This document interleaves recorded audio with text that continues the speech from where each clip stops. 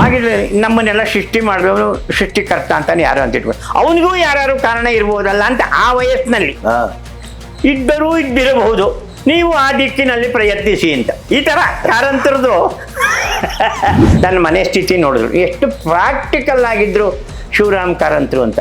ನಿನ್ನ ಬದುಕನ್ನು ನೀನು ಕಟ್ಟಿಕೊಳ್ಳಲಾರದನಿ, ಇದನ್ನೆಲ್ಲ ಕಟ್ಟಿಕೊಂಡು ಯಾಕಯ್ಯ ಏಕ್ತೀಯ ಅಂತಂದ್ರು. ವರ್ಷನೂ ಕೂಡ ಮಕ್ಕಳನ್ನೆಲ್ಲ ಕಟ್ಟಿಕೊಂಡು ನೀವು ಮಾಡ್ತಾ ಇದ್ರಲ್ಲ, ಎಂಥ ಅದ್ಭುತವಾದ ಕಲ್ಪನೆ. ಯಾವನೋ ಏನೋ ಒಂದು ಚಿಲ್ಲರೆ ಮಾತಾಡ್ಬಿಟ್ಟಿದ್ದಾನೆ, ಕಾರಂತರು ಇದರಿಂದ ಹೊಡಿತಾವ್ರೆ, ಬಿಟ್ಟೇ ಬಿಟ್ರು, ನೀನೇ ಮಾಡ್ಕೋಗ್ತಾ ಇದ್ದೆ. ಈಗ ಚಿನ್ನವೇ ಅಪ್ಪಟ ಚಿನ್ನ ಕಾರಂತರು, ಅದನ್ನ ಒಡವೆ ಮಾಡಿ ಹಾಕೊಳಕ್ಕಾಗಲ್ಲ. ಒಂಚೂರು ತಾಮ್ರ ಇಲ್ವೇ, ಅದನ್ನ ಒಡವೆ ಮಾಡ್ಬೇಕಾದ್ರೆ ಏನಾರು ಬೇಕಲ್ಲ.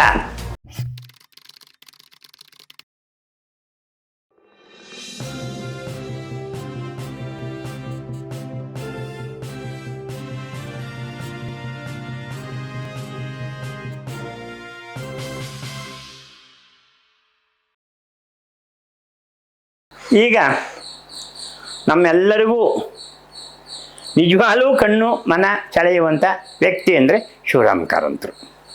ಕಡಲ ತಡಿಯ ಭಾರ್ಗವ, ಕಡಲ ತೀರದ ಭಾರ್ಗವ ಅಂತ ಕರೀತಾರೆ. ಕರೀಲಿ, ಅಭಿಮಾನಕ್ಕೆ ಏನು ಬೇಕಾದ್ರೂ ಕರಿಬೋದು, ಸಂತೋಷ. ಆ ಉಗ್ರತ್ವ ಇತ್ತು ಅಂತ. ಆ ಭಾರ್ಗವ ಅನ್ನುವಾಗ ಮೋರ್ಘರಿ ಥರ ಇದ್ರು. ಕಡಲ ತೀರ ಅಂದರೆ ಸಮುದ್ರ, ಭಾರ್ಗವ ಅಂದ್ರೆ ಉಕ್ಕಿ ಬರೋದು ಅಥವಾ ಗುಡುಗು ಹಾಕೋದು ಇತ್ಯಾದಿ. ಪೂರ್ಣ ಅವರ ಹಾಗೇನು ಇರಲಿಲ್ಲ. ನಾನು ಅವ್ರನ್ನ ಬಲ್ಲೆ. ಒಮ್ಮೆ ಅವರು, ನಾನು ನಿಮ್ಗೆ ಆಶ್ಚರ್ಯ ಆಗ್ಬೋದು, ಚಿಕ್ಕವನಾಗಿದ್ದಾಗ ಅಂದರೆ ಎಸ್ ಎಲ್ ಸಿ ಮುಗಿಸ್ಕೊಂಡು PUC ಹೋದಾಗ ಬಾಳುವೆಯ ಬೆಳಕು ಓದಿಬಿಟ್ಟೆ. ತಕ್ಷಣ ಒಂದು ಪತ್ರ ಬರೆದಿದ್ದೆ. ಯಾವಾಗ 67ರಲ್ಲಿ ನನಗೆ 15 ವರ್ಷ. ನಾನು ಬೇರೆಯವ್ರು ಯಾರಿಗೂ VCಗೆ ಬರೆದಿಲ್ಲ, ಬೇಂದ್ರೆಗೆ ಬರೆದಿಲ್ಲ, ಕುವೆಂಪು ಬರೆದಿಲ್ಲ ಪತ್ರ. ಇದು ಕಾರಂತರು. ಅವರು ಸಮಾಜಕ್ಕೇ ಒಬ್ಬ ಉಪಾಧ್ಯಾಯರ ಥರ ಇದ್ದವರು ಒಂದು ಕಾಲದಲ್ಲಿ. ಶಿಕ್ಷಕ, ನಿಜವಾದ ಸಮಾಜದ ಶಿಕ್ಷಕ ಅಂದರೆ ನಮಗೆ ಕಾರಂತರೇ. ಏನು ಬೇಕಾದ್ರೂ ಕೇಳ್ಬೋದಾಗಿತ್ತು, ಬಂದ್ಬಿಡ್ತಿತ್ತು ಮಾರನೇ ದಿನವೇ ಉತ್ತರ. ಅವ್ರಿಗೆ ಯಾರು ಅಷ್ಟೆಂಟ್ ಇರಲಿಲ್ಲ. ನೀವು ಹೇಳ್ದಂಗೆ ಗೀಜೆ ಹಾಗೂ ಯೋಚಿಸಬಹುದು. ಕಾರ್ಡು ಮೇಲ್ಗಡೆ KS ಕಾರಂತ, ದಕ್ಷಿಣ ಕನ್ನಡ, ಈ ಥರ ಎಲ್ಲ ಇತ್ತು ಅಷ್ಟೇ, ಸಾಲಿಗ್ರಾಮ ಇತ್ಯಾದಿ. ಸರಿ, ನಾನು ಏನು ಬರೆದಿದ್ದೆ, ಬಾಳುವೆ ಬೆಳಕು ಓದಿ. ಈಗ ಸರಿಯಪ್ಪ, ನೀವು ಭಯದಿಂದ ದೇವರು ಇತ್ಯಾದಿ ಎಲ್ಲ ಇತ್ತು. ಹಾಗಿದ್ರೆ ನಮ್ಮನ್ನೆಲ್ಲ ಸೃಷ್ಟಿ ಮಾಡಿದವನು ಸೃಷ್ಟಿಕರ್ತ ಅಂತಾನೆ ಯಾರು ಅಂತ ಇಟ್ಕೊಂಡು ಅವನಿಗೂ ಯಾರು ಕಾರಣ ಇರ್ಬೋದಲ್ಲ ಅಂತ ಆ ವಯಸ್ಸಿನಲ್ಲಿ ಇದ್ದರೂ ಇದ್ದಿರಬಹುದು, ನೀವು ಆ ದಿಕ್ಕಿನಲ್ಲಿ ಪ್ರಯತ್ನಿಸಿ ಅಂತ. ಈ ಥರ ಕಾರಂತರದು ಅದು ಕಾಗದ ಬರೀದೇ ಇದ್ರೂ ಒಂದೇ, ಬರೆದ್ರೂ ಒಂದೇ ಅನ್ನೋ ಥರ ಅವರು ಅಲ್ವೇ. ಈಗ ಕಾಂಗ್ರೆಸ್ಸು ಅಲ್ಲಿ ಗೆದ್ದರೂ ತಾಪತ್ರವೇ, ಸೋತರೂ ತಾಪತ್ರವೇ ಅಂತ. ಕಾರಂತರ ಕೈಲಿ ಹಾಕೊಂಡ್ರೆ ಈ ಥರ ಆಯ್ತದೆ. ಆಯಿತು, ಬರದೆ ಕಾಗದ ಬಂತು. ಆಮೇಲೆ ನನ್ನ ಇದಕ್ಕೆ ಮುಗಿಲಿಲ್ಲ. ನಮ್ಮ ಮನೆ ಕುಟುಂಬದಲ್ಲಿ ಹೇಗಿತ್ತು ಕಾರಂತರ ಬಗ್ಗೆ ನಮಗೆ ಅಂತಂದರೆ, ನನ್ನ ಮಗಳು ಕಾಗದ ಬರೆದಿದ್ಲು. ಅವಳು ಒಂದು ಸ್ವಲ್ಪ ದೊಡ್ಡವಳಾದಮೇಲೆ ನೋಡ್ಕೊಳ್ಳಿ ಅಲ್ಲಿಗೆ, ನನ್ನ ಹಿರಿಮಗಳು ಅವಳಿಗೂ ಬಂತು, ನೀನು ನಿಮ್ಮ ತಂದೆಯನ್ನು ಕರೆದುಕೊಂಡು ನಮ್ಮ ಊರಿಗೆ ಬರತಕ್ಕದ್ದೋ ಹಾಗೆ ನಿಮ್ಗೆ ನೋಡಬೇಕು ಅಜ್ಜ ಅಂತ ಇವಳು ಬರೆದಿದ್ದೆ ಅಂತ ಕಾಣಿಸ್ತದೆ, ಕರೆದುಕೊಂಡು ಬರತಕ್ಕದ್ದೋ ಅಂತ. ಅವರ ಇಡೀ ಪುಸ್ತಕಗಳ ಸಂಗ್ರಹವನ್ನು ನಾನೇನು ಪುಸ್ತಕ ಮನೆ ಅಂತ ಕಟ್ಟಿ, ಅದು ನಾಡಿಗೆ ಅದು ಒಂದೇ ಪುಸ್ತಕ ಮನೆ. ಆಮೇಲೆ ಯಾರ್ಯಾರು ಏನೇನೋ ಇಟ್ಕೋತಾ ಇದ್ದಾರೆ, ಮಾಡ್ತಾ ಇದ್ದಾರೆ. ಅದನ್ನು ಅದೇ ಈ ಥರ ಒಂಥರ ವಿಧ್ವಂಸಕಾರಿ ಮನೋಧರ್ಮ ಇರೋರು ನಮ್ಮ ನಡುವೆ ಇದ್ದಾರೆ.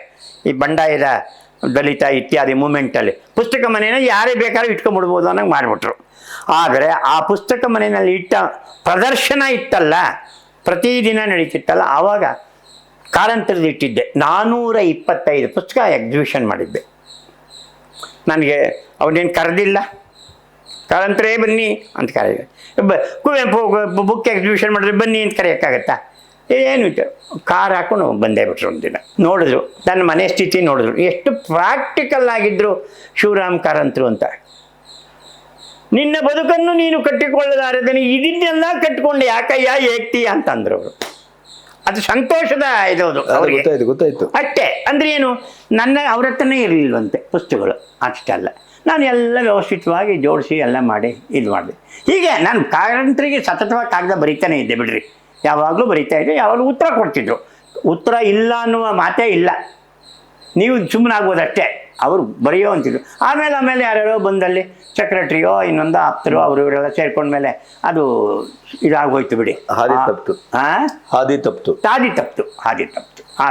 ಆದರೆ ಶಿವರಾಮ ಕಾರಂತರು ಬಹಳ ಶರವೇಗದ ಮನುಷ್ಯ.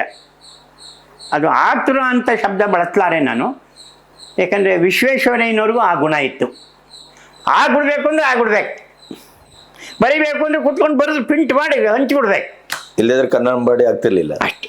ಹಾಗೆ ಅವ್ರದ್ದು ಅಲ್ಲಿ ಇವರು ಹಾಗೇನೆ. ಶಿವರಾಮ ಕಾರಂತರು ಆಯ್ತು ಬರದೆ ಅಂತ 3 ದಿನದಲ್ಲಿ ಕೂತು ಹಗಲು ರಾತ್ರಿ ಪ್ರೆಸ್ ಇಡಬೇಕು ಇಟ್ಟರು, ಮೊಟ್ಟೆ ಮಾರಬೇಕು ಮಾರಿದ್ರು. ಏನು ಬಿಟ್ಟಿದ್ದಾರೆ ಅವರು, ಯಾವ ವ್ಯಾಪಾರ ಬಿಟ್ಟಿದ್ದಾರೆ, ಎಲ್ಲವನ್ನೂ ಮಾಡಿದ್ರು ಅವರು. ಈಗ ಮೊನ್ನೇನೋ ಅವ್ರ ಮಕ್ಕಳು ಮಾತಾಡಿದ್ದನ್ನು ಕೇಳಿದೆ ನಾನು. ಮಕ್ಕಳವ್ರೆ, ಅವ್ರವ್ರ ಮಕ್ಕಳು ಅವ್ರ ದೃಷ್ಟಿನಲ್ಲಿ ಅವರು ನೋಡಿರ್ತಾರೆ, ಅವ್ರಿಗೆ ಎಷ್ಟು ಸಮಯ ಕೊಟ್ಟಿರ್ತಾರೆ, ಅವರು ಬರ್ಕೊಂಡಿದ್ದಾರೆ. ಅವರ ಮಕ್ಕಳಿಗಾಗಿಯೂ ನಾನು ಸಮಯ ಕೊಟ್ಟಿರೋದನ್ನು ಇತ್ಯಾದಿ. ಇವರೇನೋ 30 ವರ್ಷ 29-30 ವರ್ಷ ಆದಮೇಲೆ 3 ಜನ ಒಳ್ಳೊಳ್ಳೆ ಇದರಲ್ಲಿದ್ದಾರೆ. ಅವ್ರ ಬಗ್ಗೆಯೂ ನಮಗೆ ಗೌರವ. ಉಲ್ಲಾಸ್ ಕಾರಂತರ ಬಗ್ಗೆ ಆಗಲಿ, ಮಾಳವಿಕಾ ಅವ್ರ ಬಗ್ಗೆ ಆಗಲಿ, ಕ್ಷಮಾ ಅವ್ರ ಬಗ್ಗೆ ಆಗಲಿ ನಮಗೆ ಅಪಾರವಾದ ಗೌರವ. ಆದರೆ ನಾವು ಆ ಕಣ್ಣಲ್ಲಿ ನಾವು ನೋಡೋಕ್ಕೆ ಸಾಧ್ಯ ಇಲ್ಲ. ನಮ್ಮದೇ ಕಣ್ಣಲ್ಲಿ ನಾವು ನೋಡಿದ್ದೀವಿ. ನಾನು 67ರ ಕಾಗದ ಬರೆದಾಗ ಉಲ್ಲಾಸ್ ಕಾರಂತ ಹುಟ್ಟಿದ್ನೋ ಇಲ್ವೋ ನಂಗೆ ಗೊತ್ತಿಲ್ಲ, ಹೇಳಿದ್ದು ನಾನು ಎಕ್ಸಾಂಪಲ್. ಕಾರಂತರು ನಮ್ಮ ಕಾರಂತರೇ. ನೀವು ಹೇಳಿದಾಗೆ ಕಡಲ ತೀರದ ಭಾರ್ಗವ ಇರ್ಬೋದು. ನಾನೊಂದು ಪುಸ್ತಕವನ್ನು ಅವರಿಗೆ 78ರಲ್ಲಿ ದೊಡ್ಡ ಬುಕ್ಕನ್ನೇ ಅರ್ಪಿಸಿದ್ದೀನಿ. ಇಬ್ಬರು ಅವರು ಜ್ಞಾನಪೀಠ ಅವಾಗ ತಾನೇ ಬಂದಿತ್ತು, ಅವರಿಗೆ 77ರಲ್ಲಿ ಬಂದಿತ್ತು ಅಂತ ಕಾಣ್ತದೆ. ಏನಂತ ಬರೆದೆ ನಾನು, DV ಗುಂಡಪ್ಪ ಮತ್ತು ಪಂಡಿತ ತಾರಾನಾಥರ ಸಾಲಿನಲ್ಲಿ ನಿಲ್ಲಬಲ್ಲ ಶಿವರಾಮ ಕಾರಂತರಿಗೆ ಅಂತಲೇ ಅರ್ಪಣೆ ಮಾಡಿದರು. ಈ 3 ಜನವು ಆ ಮಟ್ಟದ ಇದಿದ್ದವರು. ಮತ್ತು ಮಾನವ ಸಂಕುಲಕ್ಕಾಗಿ, ಜ್ಞಾನಕ್ಕಾಗಿ ಕಾರಂತರ ಉದ್ದೇಶ ಮುಖ್ಯವಾಗಿ ಜ್ಞಾನಶೀಲರಾಗಬೇಕು, ಸ್ವತಂತ್ರ ವ್ಯಕ್ತಿಗಳಾಗಬೇಕು, ನೀವೇ ಆಗಬೇಕು. ಬೇರೆ ಯಾರನ್ನು ಆಧರಿಸಿ ಅಥವಾ ಬೇರೆ ಇನ್ಯಾವುದೋ ದೇವರು ಇರ್ಬೋದು, ಅಥವಾ ನಮ್ಮ ವಂಶ ಇರ್ಬೋದು, ಅಥವಾ ನಮ್ಮ ಮೇಷ್ಟ್ರು ಇರ್ಬೋದು, ಈ ಥರ ಯಾವುದನ್ನು ಕಾರಂತರು ಲೆಕ್ಕಕ್ಕೂ ಇಡುತ್ತಿರಲಿಲ್ಲ, ಪುಕ್ಕಕ್ಕೂ ಇಡುತ್ತಿರಲಿಲ್ಲ. ಆದರೆ ಅವರು ಹೋಗ್ತಾ ಅವರು ಆಗಲೇ ಇಲ್ಲ. ಅವರು ಅದನ್ನು ಆ ಗುಣದಿಂದ ಸ್ವಲ್ಪನಾದ್ರೂ ಕನಿಕರಪಟ್ಟು ಓಹೋ ಸಮಾಜ ಹೀಗಿದೆ ಅಂತ ಗ್ರಹಿಸುವ ಇದಿತ್ತಲ್ಲ ಅವ್ರಿಗೆ ಬರಲಿಲ್ಲ. ಅದು ಒಂದೇ ಫೋರ್ಸಲ್ಲಿ, ಒಂದೇ ಸ್ಪೀಡಲ್ಲಿ ಅವರು ಕೊನೆಯವರೆಗೂ. ಈಗ ನನ್ನ ತಿಳುವಳಿಕೆ ಓದೋ ಸ್ಪಷ್ಟ ಇದ್ದರೆ, ಮಾರನೇ ದಿನ ಅವ್ರಿಗೆ ಮಂಗಳೂರು ಯೂನಿವರ್ಸಿಟಿಲಿ ಯಾವುದೊಂದು ಕಾರ್ಯಕ್ರಮಕ್ಕೆ ಅವ್ರು ಒಪ್ಕೊಂಡಿದ್ರು. ಅವರು ಅಲ್ಲಿವರೆಗೂ ಬದುಕಿದ್ದಾರೆ ಅಂತ.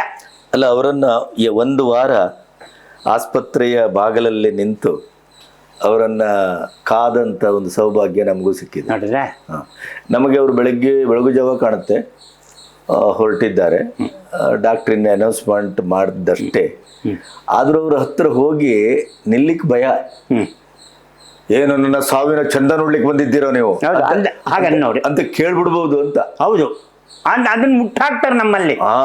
ಅದು ನಾನು ಅದನ್ನೇ ಹೇಳಕ್ ಕೊಟ್ಟಿದ್ದು. ಅವ್ರು ಏನು ಅಂತಂದ್ರೆ ನೀವೇ ಆಗಬೇಕು ಅನ್ನೋದು ಅವ್ರ ಉದ್ದೇಶ ಅಂತ. ಗೊತ್ತಾಯ್ತಾ? ಆದ್ದರಿಂದ ಅವ್ರು ಏನು ಮಾಡ್ತಾಯಿದ್ರು, ಈಗ ಕಾರಂತರು, ಈಗ ಉದಾಹರಣೆ ಯಕ್ಷಗಾನ ತಗೊಳ್ಳೋಣ. ಒಂದು ಉದಾಹರಣೆ ನನಗೆ ಚೆನ್ನಾಗೇ ಗೊತ್ತೇ ವಿಷಯ. ನಾನು ಉಡುಪಿ ಮತ್ತು ಸಾಲಗ್ರಾಮಕ್ಕೂ ಎಷ್ಟೋ ಸಲ ಹೋಗಿದ್ದೀನಿ. ತೆಂಕು ಮತ್ತು ಬಡಗನ ತಿಟ್ಟಿನ ಬಗ್ಗೆ ಇವರು ತೆಗೆದು ಸರಿಸ್ಬಿಟ್ರು ಅದನ್ನು ಎರಡನ್ನು. ಬ್ಯಾಲೆ ಮಾಡಿದ್ರು. ಯಕ್ಷಗಾನ ಬ್ಯಾಲೆ ಮಾಡಿಕೊಂಡು ಅದೇನೋ ಅದಕ್ಕೆ ಹೆಸರು ಇಟ್ಕೊಂಡು ದೇಶ ವಿದೇಶ ಎಲ್ಲ ಇದು ಮಾಡ್ಕೊಂಬಂದು ಅದಕ್ಕೆ ಕುಶಿಯರದಾಸ ಭಟ್ರದ್ದು ಒಂದು ಸಪೋರ್ಟ್ ಸಿಕ್ಬಿಡ್ತಾರೆ.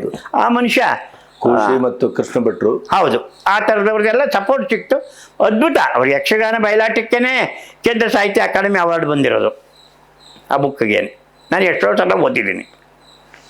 ಎಲ್ಲರೂ ಏನು ಅಂದ್ಕೊಂಡಿರ್ತಾರೆ, ಕಾರಂತರ ಕಾದಂಬರಿಗೆ ಯಾವುದಕ್ಕಾರು ಬರುತ್ತೆ ಇತ್ಯಾದಿ 43 ಬರೆದಿದ್ದಾರೆ ಕಾದಂಬರಿ, ಬರ್ತದೆ. ಏನೇ ಇರಲಿ ಸರಿ. ಅವರು ಜನಸಂಪರ್ಕ, ಇಲ್ಲೇ ಹೇಳಬೇಕಾದ ಒಂದು ಮಾತು ನೆನಪು ಬರ್ತಾ ಇದೆ.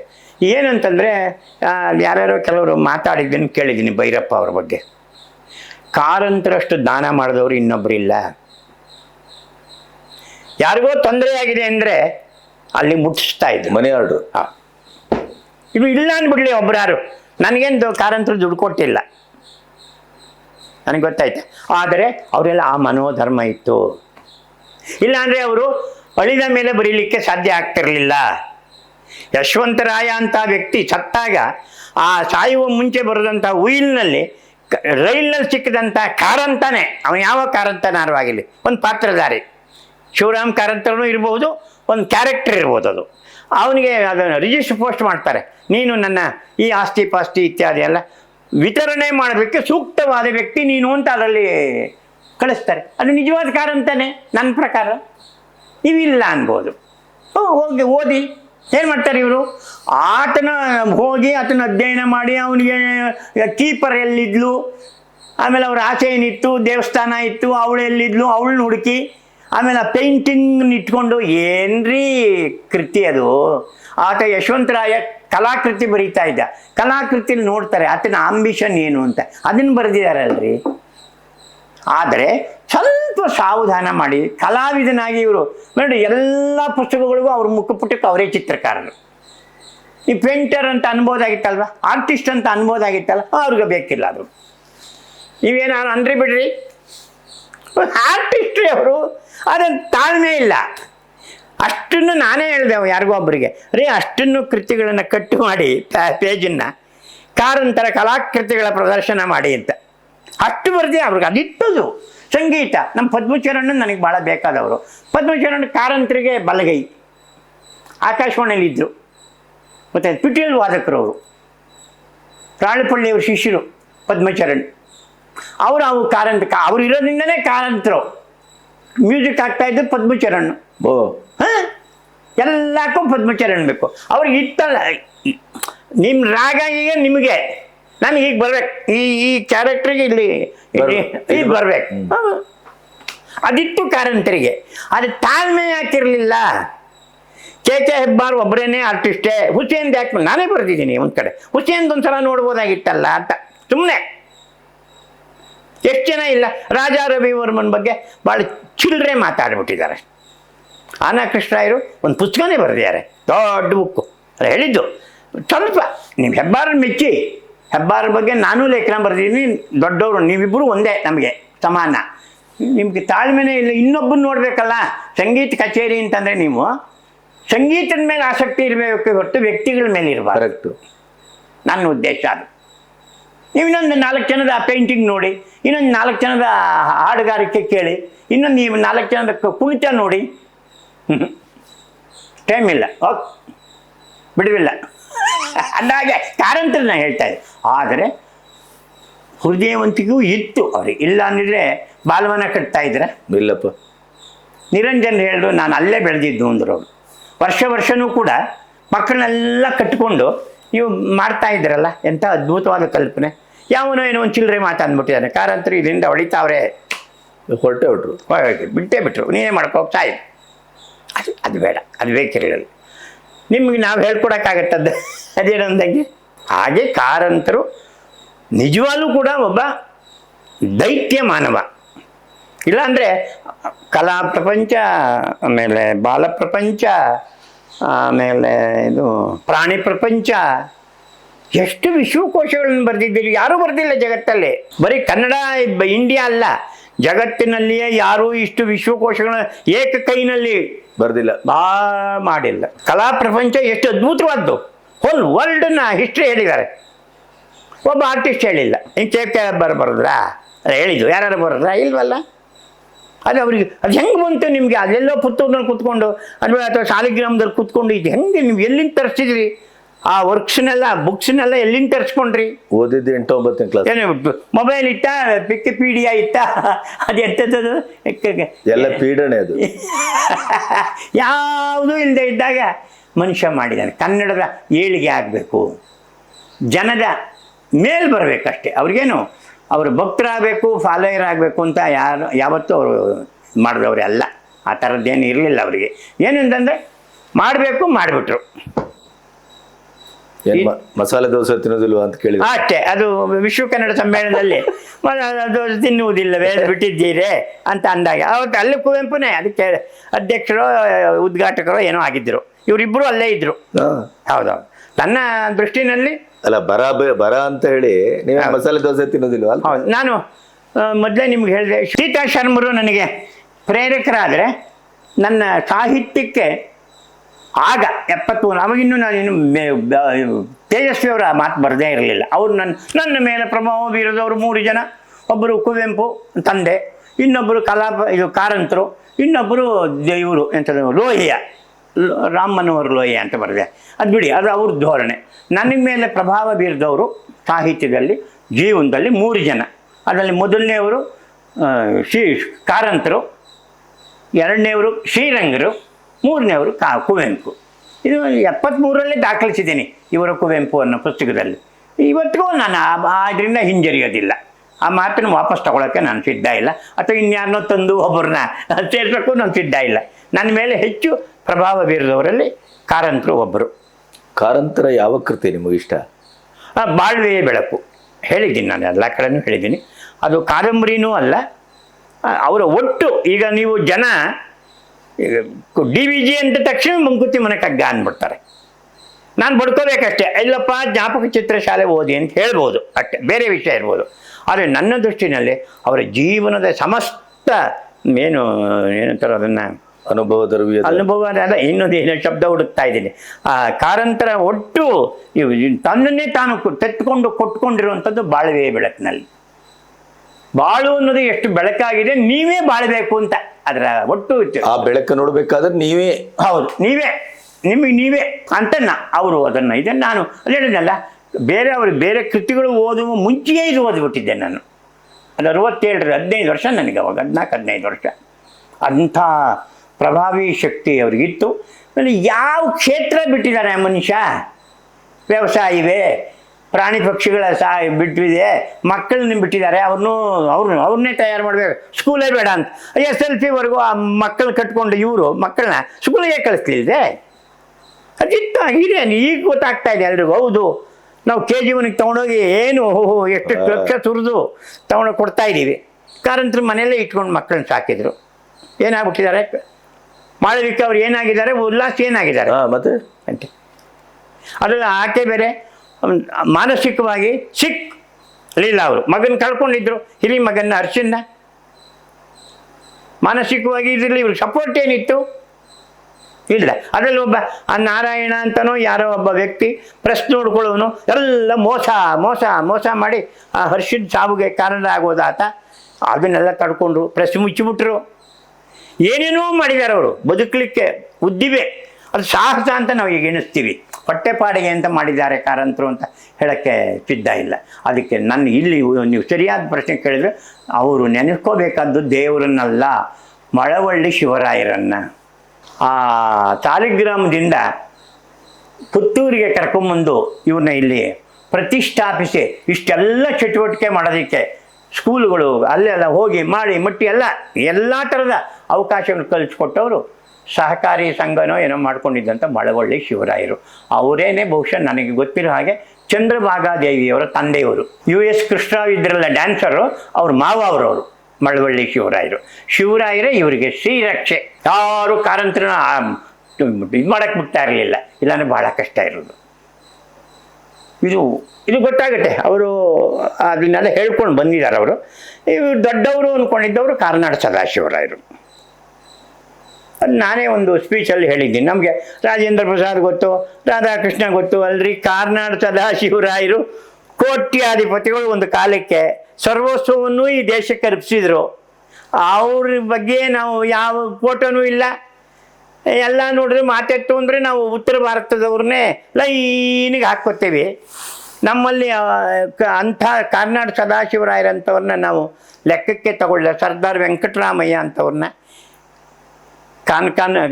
ಕನಕಪುರದವರು ಸರ್ದಾರ್ ವೆಂಕಟರಾಮಯ್ಯ ಅವರು ಅಂಥವ್ರನ್ನ, ಹರಡೇಕರ್ ಮಂಜಪ್ಪ ಅಂಥವ್ರನ್ನ, ಗಾಂಧಿಗೆ ನೀನು ಇಂತಿಂಥ ತಪ್ಪು ಮಾಡ್ತಾ ಇದೀಯ, ಅದು ಮಾಡ್ತಾ ಇದೀಯ ಅಂತ ಪತ್ರ ಬರೆದವರು ಹರಡೇಕರ್ ಮಂಜಪ್ಪ ಅವರು. ಗಾಂಧಿ ಭಕ್ತಾನೆ ನಮ್ಮಲ್ಲಿ ಇದ್ರಪ್ಪ. ಅವ್ರನ್ನ ಯಾರು ಫೋಕಸ್ಸೇ ಮಾಡಲಿಲ್ಲ. ಹೇಳಿದ್ರೆ ಅರ್ಥ ಆಯ್ತಲ್ಲ.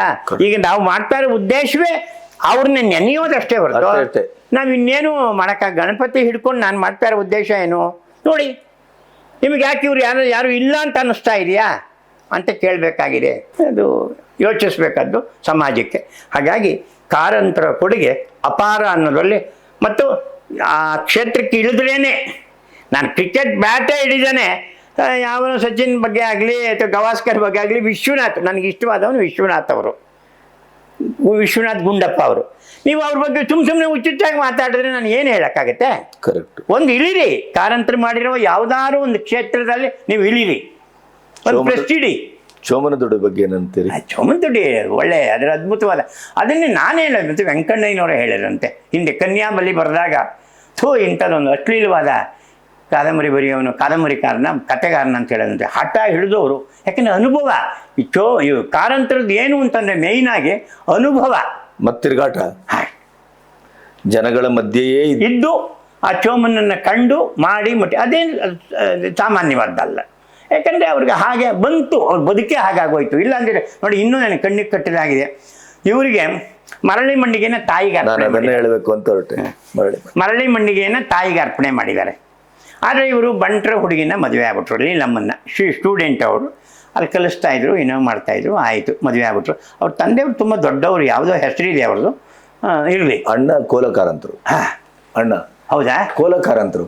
ಹಾಂ, ಮುಸ್ಸಂಜೆಯ ಇಳಿ ಹೊತ್ತ ಏನೋ ವೈದೇಹಿ ಅವರು ಆತ್ಮಚರಿತ್ರೆ ಬರೆದಿದ್ದಾರೆ. ಕೋಲಕಾರಂತರು ಕಾರಂತರ ಸಮಾನ ವಿದ್ವಾಂಸರು. ಓಹೋ, ಓ ಅವರ ಕೋಲಕಾರಂತರು. ಹೌದು. ಓ, ಕೋಲಕಾರಂತರು ಹಂಗೇಳಿ ಪೂರ್ತ ಹೇಳಿ. ಕೋಲಕಾರಂತ ದೊಡ್ಡಣ್ಣ, ಅವರು 100% ನಾಸ್ತಿಕರು. ಹೌದು. ಇವರಲ್ಲ, ಇವರು ನಮ್ಮ ಕಾರಂತರು. ಹಬ್ಬಬ್ಬ ಅಂದರೆ 60 to 75 ಕೊಡಬಲ್ಲೆ ನಾನು. ಯಾಕೆಂದರೆ ಮನೆಗೆ ಏಟು ಬಿದ್ದುಬಿಟ್ಟಿದೆ. ನೀವು ಅದನ್ನು ಯೋಚನೆ ಮಾಡಬೇಕು. ಇದನ್ನು ಯಾವಾಗಲೂ ಕೂಡ ಅನಲೈಸ್ ಮಾಡುವಾಗ ಆ ಹರ್ಷ ಹೋಗದೆ ಇದ್ದಿದ್ರೆ, ಶ್ರೀಮತಿಯವ್ರ ತಲೆ ಕೆಡದೇ ಇದ್ದಿದ್ರೆ ಇವರು ಅಲ್ಲಿಗೆ ಬಂದಿರೋರು. ಆದರೆ ಮನೆಯಲ್ಲಿಯೇ ಒಬ್ಬ ಹಿರಿಯ, ಅವನು ಪಕ್ಕ ಅದೇ ವಾಸುದೇವ ಕಾರಂತರು ಇನ್ನೊಬ್ಬ ಅಣ್ಣ ಪಕ್ಕ ಆಸ್ತಿಕ.